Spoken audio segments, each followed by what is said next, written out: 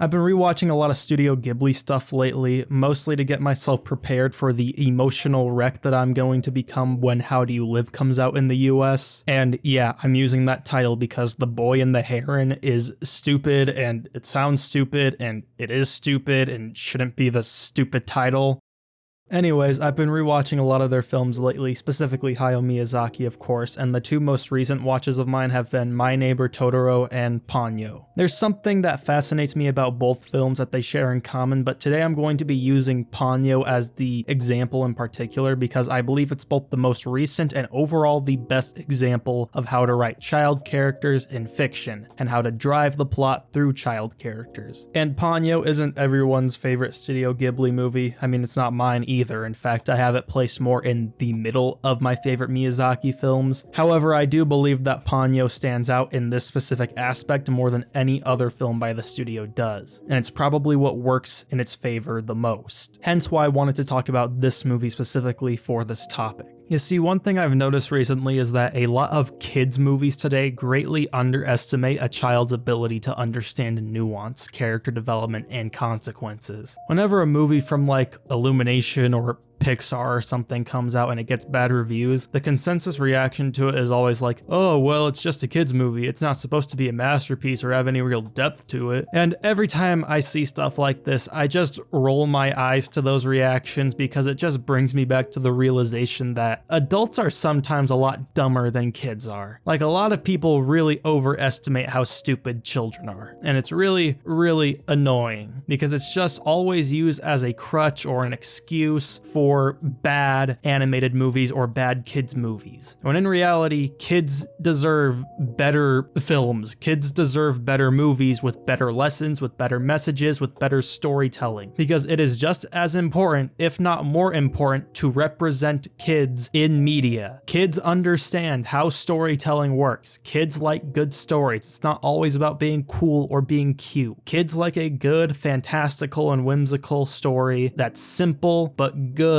There is also just a much bigger difference than you think there is between making a movie targeted towards kids and making a movie with no story, no depth, no message, no lesson, no character development, and just nothing of substance. Some of the best movies to come out of the last couple of years are technically kids movies. And the reason why they are some of the best movies to come out of this year is not just because of the fact that they have great animation, but also because they have good, substantial stories with good characters. And guess who their target audience is? Yeah, that's right, kids. And the problem with these kids movies today is that they just pander. All they do is pander to the minds that they think kids have. They dumb down everything and put no effort into their story or their scripts simply because they believe kids won't care about it at all. And I'm not saying that kids movies need to be like Citizen Kane or have like Oscar-worthy scripts. No, what I'm saying is that you should be having a story that has effort put into it that is built around your target audience, not just for the MPAA rating, but for them to actually connect with. Instead of just dumbing down everything because you believe that if you put any hint of subtlety or any serious dialogue or serious messages that aren't being completely blurted out by everyone, then kids won't pick up on them. This is how some studios operate now, and it's very annoying. But this is something that Miyazaki doesn't do. Something apparent about films like Ponyo, Totoro, Spirited Away, and Kiki's Delivery Service is how both the story and the world are presented through the lens of their child characters. Adults are typically left behind entirely or take a very far back seat to give the kids all the room to do whatever the hell they want. Because of this, the children's worldview is projected onto the screen and therefore is meant to be understood by the child audience rather than adults. Because after all, they are the target audience. They are the ones you want to appeal to. Appeasing children is not the same thing as giving them everything they want to see or giving them all this fan service and licensed material.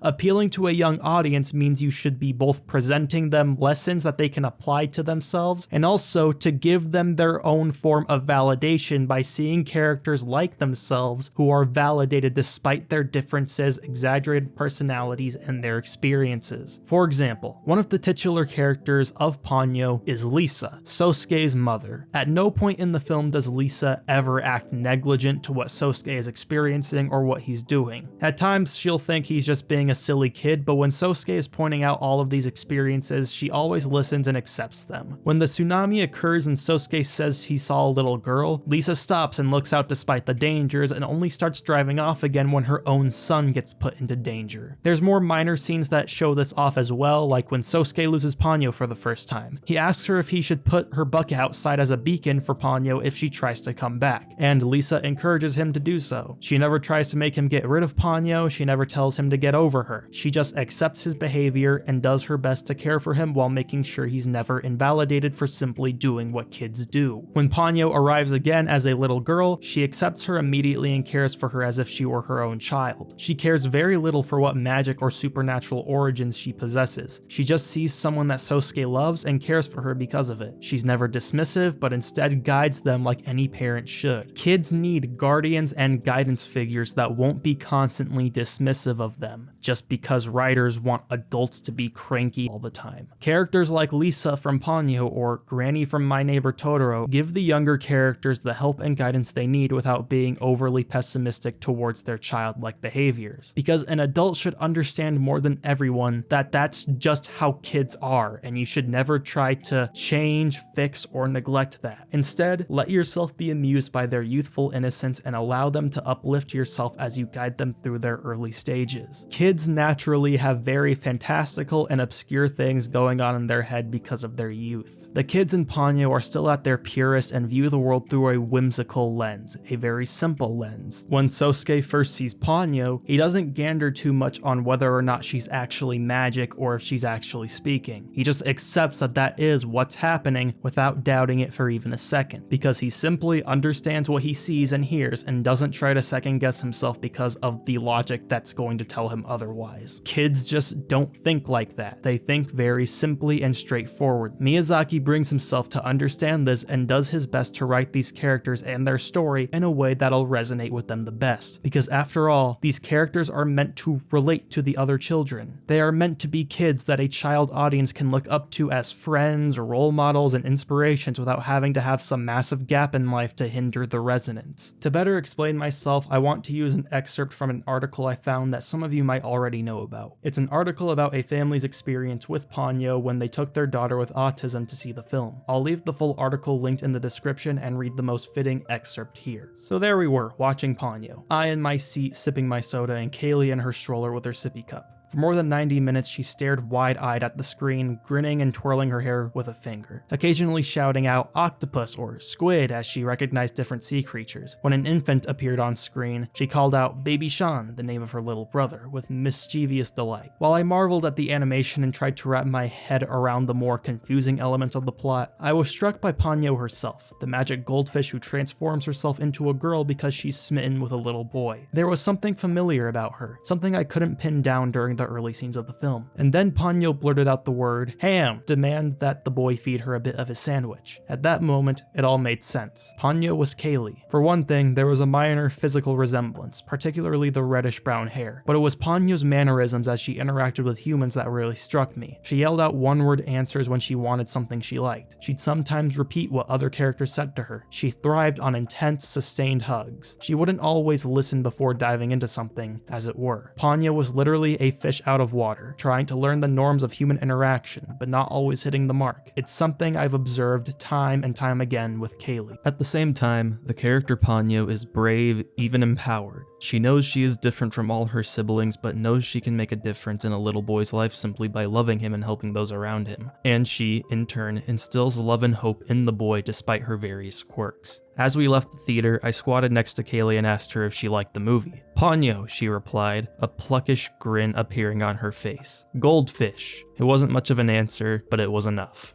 And I believe this presents my point better than I can even explain it, because here, you have a father and daughter seeing this film. The father is the one that is entertained but not entirely clicking with the film's story or characters, while his daughter seemingly clicks and connects with Ponyo pretty much instantly, because that's who this movie is meant for. Not for the father, but for the little girl. Now, the adults are the ones who are meant to sit back and enjoy what's on the surface, while the kids are allowed to immerse themselves in the world and connect with the leads on screen. Miyazaki, a pretty old man, understands kids better than almost any other storyteller who's ever lived. He tells the story in a language meant for kids to understand, not by dumbing it down, but by applying their worldview and experiences to the screen. What the people at Ghibli understand that many studios don't is that dumbing down your film isn't what's going to get kids to enjoy it. It's whether or not you can tell a story that kids can enjoy and relate to, such as Ponyo. It's about creating something that offers content that young kids can connect with and look to for some form of representation and validation for their young and simple mindset, and create a story that puts them in a situation where that mindset is put to good use. And obviously, kids make mistakes too. They aren't perfect, they're just kids. The characters in Ponyo act a lot on impulse because they don't think as deeply into situations as adults do. Ponyo acts entirely on impulse despite her lack of understanding of human culture and behavior, yet it's always endearing when she does so. When she helps the baby's sickness and offers the family her sandwiches and soup, you can tell she doesn't really know what she's actually doing, but regardless, she's helping someone out simply because she wants to. This is acting on impulse done right. However, she can still be reckless at times. After all, her returning to the surface and chasing after Sosuke caused a flood. She's an even more childish spirit than Sosuke is, since she is the literal fish out of water here and has so much more to learn and discover than him. She's put into a world she has very little knowledge of and is fascinated by everything she sees. This breathes more life into the story as well as the viewers by giving them someone to love and appreciate. One thing that Miyazaki understands that a lot of filmmakers seem not to is that children can be role models too. A character like Ponyo is such an obvious beacon of fascination and love that encapsulates the spirit of childhood perfectly, and as said in the article I mentioned before, represents the youth in a way that makes them feel important. She is a character that many kids can see themselves in and create a personal connection with despite not really having much dialogue of her own. All of the relatability is told through her actions. It creates something that kids can become personally attached to as they are young and appreciate more and more as they grow older, which is a good reason why this film has garnered so much more love over the past couple years, because its original audience has grown up with it. They've grown up with Ponyo. And that's not really the nostalgia playing a factor either, it's because it's a story that grows with the person. Because Ponyo's journey, in a way, is the child audience's journey as well. And Sosuke is just the same as her. Early on in the story, he is so infatuated with Ponyo that he disregards everything else to focus on her and only her. He ditches school, goes out into the water, and swims after her when she's taken away. He doesn't think, he just focuses on Ponyo. Near the end of the film, when Fujimoto confronts him, he doesn't even think about trusting him and immediately runs to the one person who is the most doubtful about him in Ponyo. This is an impulsive decision that could have gone wrong, but thankfully turned out fine in the end after he professes his love for Ponyo. They are impulsive, but that's just another part of childhood and isn't something to be punished for. It is simply just something that comes with being young, because when you're young, you don't like to think all the time. But that doesn't always mean it has to be a bad thing. Ponyo has a very simple story, and its simplicity is part of what crowns its success as a film. Almost every problem in the film has a very simple solution, and it's usually the adults such as Fujimoto that try to overcomplicate things. But his way of thinking and panicking is shattered by the fact that Sosuke doesn't need to make some deeply thought out decision to save everyone, because his mind was made up the second he met Ponyo, basically when the story began. He loved her as a fish and he loved her as a human, so naturally he'll love her either way, and that's all that is necessary to bring balance back to the world. The simplest of words that didn't need any decision making put into them because there was never a decision to make in the first place. That is the brilliance of Ponyo and one of the biggest factors that make Miyazaki stand above all of his peers. Even if Ponyo isn't your favorite Ghibli movie, this is something you can definitely take notes from if you try to write child protagonists in the future. It's not just about writing them to be interesting or compelling, but also about making them relatable to children their age. And and giving them a scope to view the story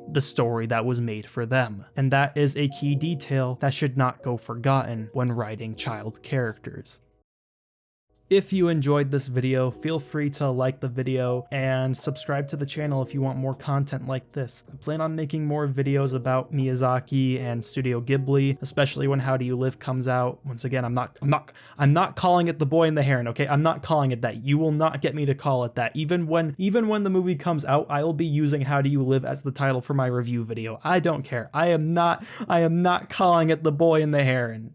Anyways, if you enjoyed the video, leave a like, subscribe to the channel, comment down below what other Ghibli movies you'd like to see me cover in a different video. I do want to talk about Totoro for this very same topic, but I felt like doing Ponyo first because it was more of an interesting example for me. But I am more than willing to talk about Totoro, Kiki's Delivery Service, Spirited Away. I want to make a video on The Wind Rises before How Do You Live comes out, so I will do that eventually. And yeah, that's pretty much all I have to talk about today. I'll see you guys next time.